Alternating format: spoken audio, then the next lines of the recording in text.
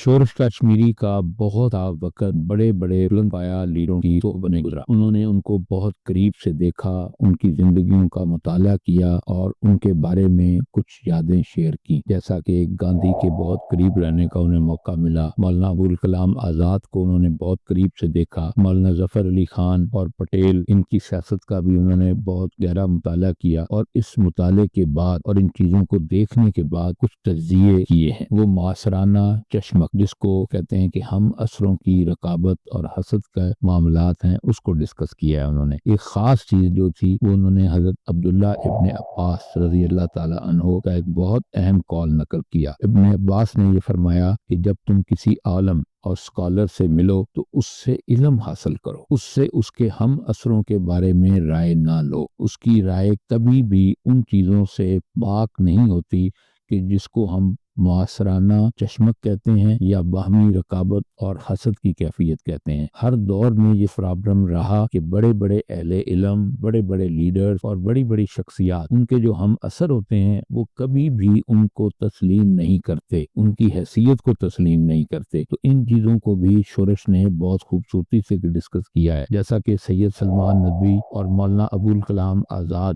رحمۃ اللہ علیہ، ان دونوں کے درمیان کچھ علمی مناظرے بھی ہوئے اور کچھ پرسنالٹی کلیشز بھی ہوئے۔ اس معاصرانہ چشمک کو سمجھنے کے لیے میں سمجھتا ہوں پرسنالٹی کلیشز کا لفظ بہت ہی آج کے دور کے لوگوں کے لیے زیادہ آسان فہم ہے۔ اسی طرح شبلی نعمانی اور مولانا ابوالکلام آزاد کے درمیان بھی علمی موضوعات پر مناظرے ہوئے اور دونوں نے کبھی ایک دوسرے کو تسلیم نہیں کیا۔ مولانا عبد الماجد دریابادی بڑی شخصیت ہیں، مفسر قرآن ہیں اور برِ صغیر پاک و ہند میں چند ان لوگوں میں شمار ہوتے ہیں جن کا مغربی ادب کا، فلسفے کا اور نفسیات کا بہت گہرا مطالعہ تھا، لیکن انہوں نے بھی کبھی ابوالکلام آزاد کو تسلیم نہیں کیا۔ اسی طرح انہوں نے اس پرسنالٹی کلیشز میں مولانا محمد علی جوہر اور قائد اعظم محمد علی جناح کو بھی ڈسکس کیا ہے۔ اسی طرح پنجاب کی ایک اور بڑی نمائندہ شخصیت سر فضل حسین، سر فضل حسین وہ شخصیت ہیں جن کو پنجاب کا سر سید احمد خان کہا جاتا ہے، یونینسٹ پارٹی کے بنیادی رہنماؤں میں شامل تھے، اور سر فضل حسین وہ پہلی شخصیت تھے جنہوں نے وزیر تعلیم بن کر پنجاب کے اندر مسلمانوں کے لیے کنگ ایڈورڈ میڈیکل کالج میں اور گورنمنٹ کالج میں، آپ حیران ہوں گے کہ پاکستان پنجاب کے اندر مسلمانوں کی آبادی 65% سے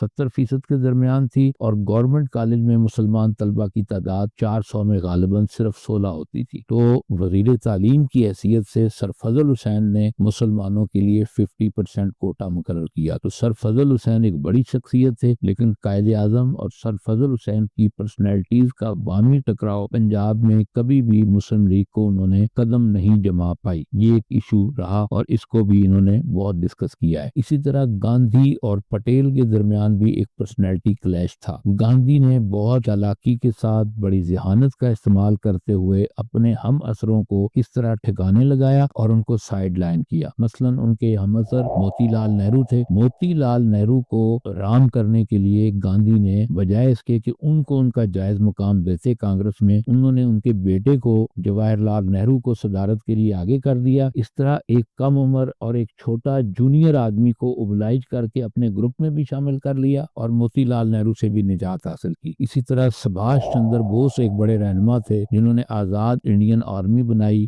اور جاپان گئے، اور جاپان جا کر انہوں نے جاپانیوں کے ساتھ مل کر انگریزوں کے خلاف لڑنے کی پلاننگ کی۔ تو وہ ایک بڑی شخصیت تھے سبھاش چندر بوس، ان کو بھی کانگریس سے آؤٹ کرنے میں گاندھی نے بڑے مہارت کا ثبوت دیا۔ اسی طرح پنڈت مدن موہن، یہ بھی ایک بڑے ہندو رہنما تھے اور کانگریس کے لیڈر تھے، تو ان کو بھی گفتگوؤں سے اور القابات سے اور ان کو پروٹوکول دے کر گاندھی نے سائیڈ لائن کیا اور عملاً کانگریس پر اور ہندو عوام کو اپنے شکنجے میں رکھا۔ لیکن اس کے ساتھ ساتھ انہوں نے یہ بھی تسلیم کیا کہ گاندھی صاحب کا پبلک میں تو اثر موجود تھا، لیکن کانگریس کی پارٹی اور تنظیم جو تھی وہ پٹیل کے قبضے میں تھی۔ تو یہ مسلمانوں کے درمیان اور ہندوؤں کے درمیان ہر دور میں، وہ مذہبی ہوں، وہ سیاسی ہوں، ایک اس طرح کے پرسنالٹی کلیشز جو ہم عصروں کے درمیان رہے ہیں، اس کو بہت خوبصورتی سے شورش کشمیری نے ڈسکس کیا ہے۔ لیکن کچھ لوگوں کے بارے میں انہوں نے بڑے خوبصورت تاثرات دیے ہیں،